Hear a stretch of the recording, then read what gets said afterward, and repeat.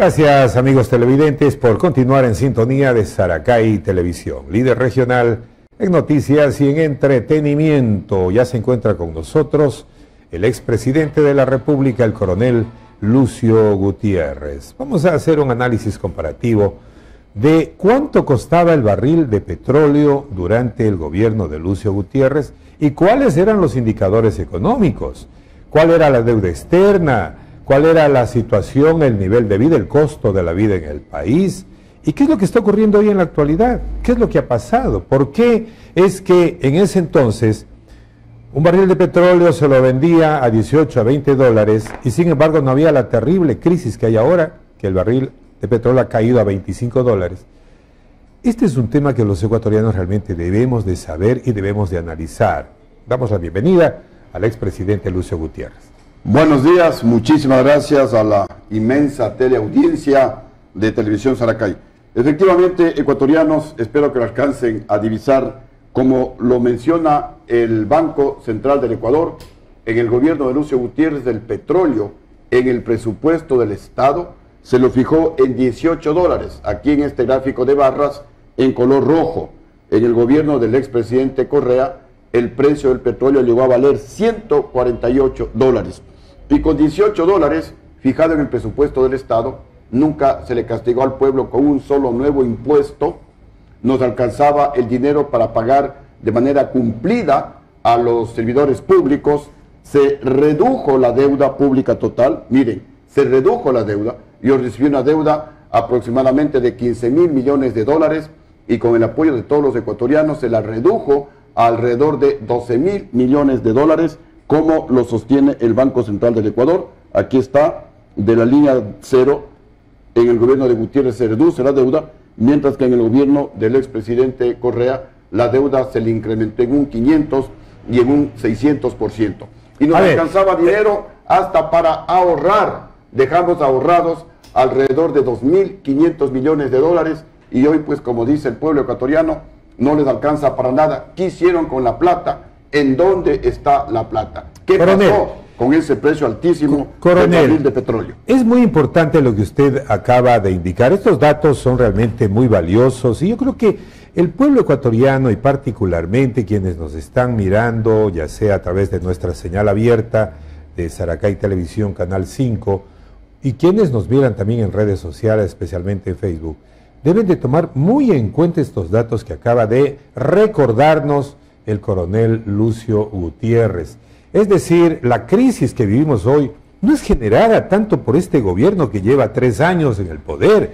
Esta crisis viene, lógicamente, en los datos que usted acaba de mostrar del 2007 al 2017. 10 años en donde se gobernó a lo mejor de manera dispendiosa, a lo mejor se derrocharon los recursos, tanta bonanza petrolera, tantos recursos que hubieron, no se guardó, no se hizo un ahorro y más bien el país se endeudó agresivamente pensando que el petróleo siempre iba a continuar costando de 100 dólares hacia arriba. La realidad es diferente, el precio del petróleo cayó y hoy estamos atravesando esta situación terrible, coronel. Además de que también se incrementó exageradamente el número de empleados públicos. Así es. Miren, ecuatorianos, con un precio de 18 dólares en el presupuesto del Estado, sin castigarle con nuevos impuestos al pueblo ecuatoriano, como lo sostiene el Banco Central del Ecuador, en el gobierno de Lucio Gutiérrez, la barra en rojo, la economía creció al 8.9%. El crecimiento más alto no solamente del Ecuador, el crecimiento más alto de toda América y uno de los crecimientos más altos del mundo. Acá, igualmente como lo sostiene el INEC y la Flaxo, en el gobierno de Gutiérrez, la pobreza se redujo al 4% anual, la más alta de toda la historia del Ecuador. En el gobierno de Correa, con tanta plata, según el INEC, según la Flaxo, la pobreza se reducía a menos del 1%.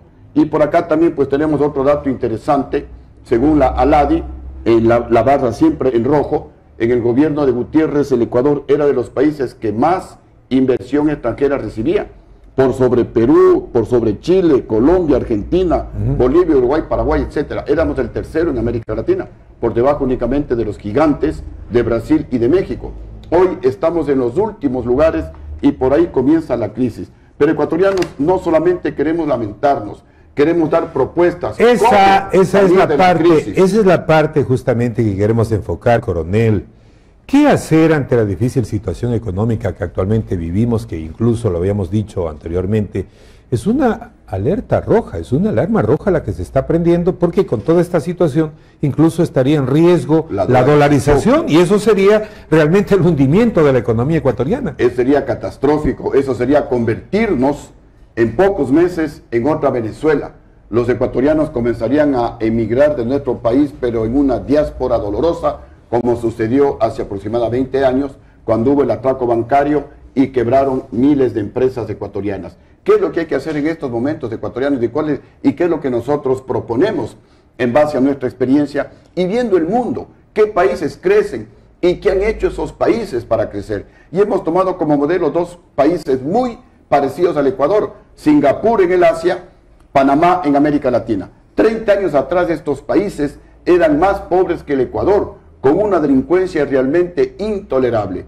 ¿Qué hicieron estos países? Que 30 años después Singapur es una de las economías más sólidas del mundo, de los países más seguros del mundo, y Panamá de las economías más boyantes de América Latina. Se convirtieron en paraísos fiscales, y eso es lo que proponemos.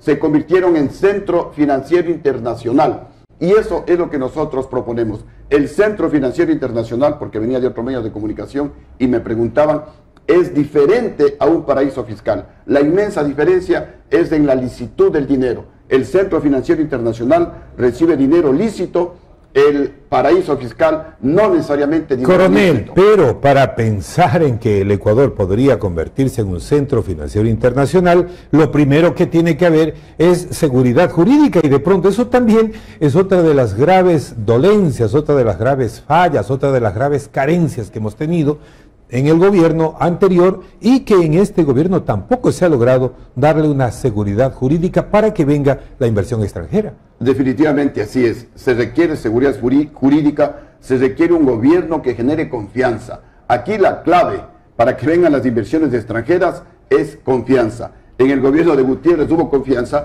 por eso en este gráfico, como lo demuestra la ALADI, Asociación Latinoamericana de Inversión, el Ecuador fue el tercer país de América Latina que más inversión extranjera recibía, porque había confianza en el gobierno. Se requiere un gobierno de manos limpias, se requiere un gobierno honrado, se requiere un gobierno patriota, se requiere un gobierno que entienda que el poder es para servir al pueblo y no para enriquecerse. Entonces, ecuatorianos, con este centro financiero internacional vendrá la banca internacional, y junto con la banca internacional vendrán 100.000, 200.000, 300.000 millones de dólares que harán tal presión en la economía ecuatoriana que los intereses de los préstamos tendrán que bajar del 18, del 20% que se encuentran ahora a niveles internacionales del 4, del 5%. Entonces tendremos dinero barato para invertir en agricultura y generar empleo, para invertir en agroindustria y generar empleo, para invertir en turismo, en pesca, en tecnología y generar empleo. La gente con empleo, la gente con trabajo va a consumir.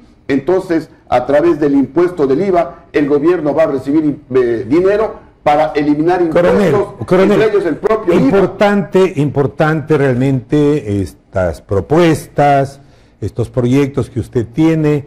Entendemos que lógicamente usted está proyectándose como futuro candidato a la presidencia de la República. Esto nos parece legítimo, todos los ecuatorianos tenemos el derecho a elegir y a ser elegidos.